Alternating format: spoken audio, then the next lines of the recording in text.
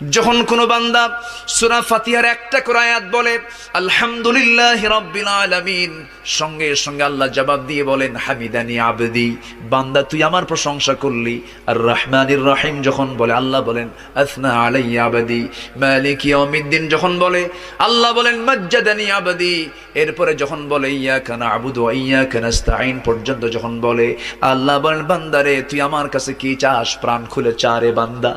ইহদিনাস সিরাতাল মুস্তাকিম থেকে শুরু করে নিয়া ওয়ালাদ-দাল্লিন পর্যন্ত যখন বান্দা বলে তখন আল্লাহ বলেন বান্দা নামাজের মধ্যে এমন প্রেমের খেলা খেললি বান্দা, তুই যা চাইলি সব আমি আল্লাহ কবুল করলাম।